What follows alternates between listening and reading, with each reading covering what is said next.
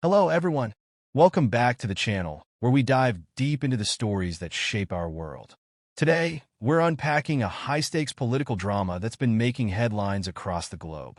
It's the story of Tulsi Gabbard, President Donald Trump's controversial pick for Director of National Intelligence, and her grueling confirmation hearing before the Senate Intelligence Committee.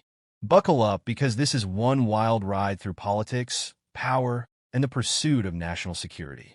Don't forget to hit that like button, subscribe, and ring the notification bell so you never miss out on the latest updates.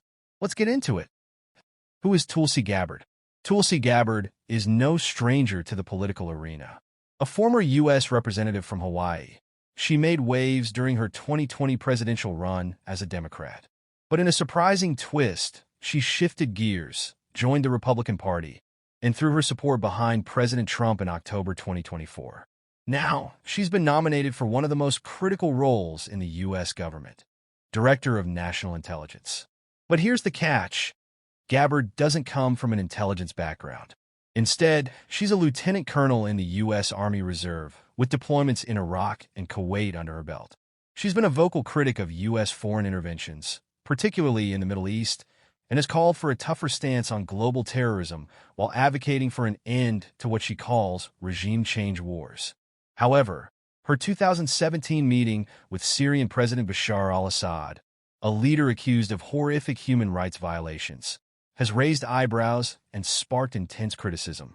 So, the question on everyone's mind is she the right person to lead the U.S. intelligence community?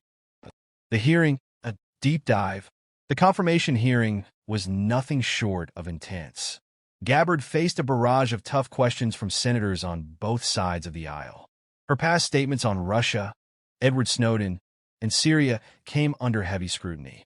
She was grilled on her defense of Russian President Vladimir Putin and her past praise for Edward Snowden, the former NSA contractor who leaked classified information in 2013.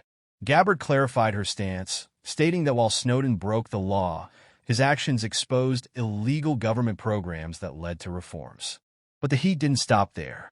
Senators also questioned her commitment to Section 702 of the Foreign Intelligence Surveillance Act, FISA, a program that allows intelligence agencies to collect foreign communications without a warrant.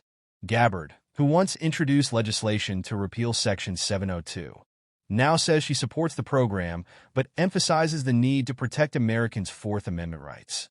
One of the most striking moments came when Senator Mark Warner accused Gabbard of excusing the actions of U.S. adversaries and blaming America and its allies.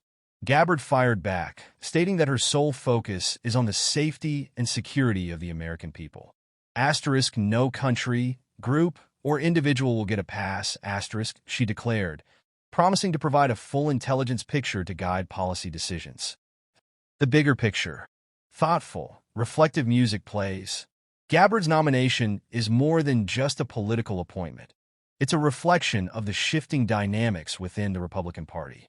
Her unconventional views on foreign policy and her ability to bridge divides have made her a polarizing yet intriguing figure.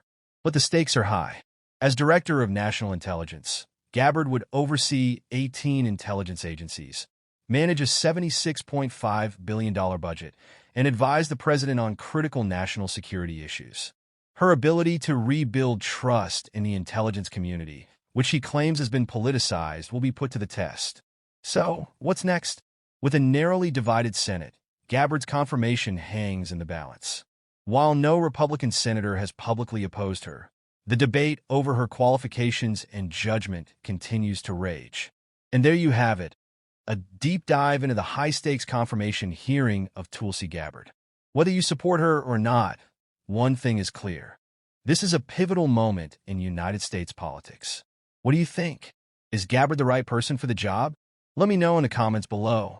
Don't forget to like, share, and subscribe for more in-depth analysis on the stories that matter. Thanks for watching, and I'll see you in the next video.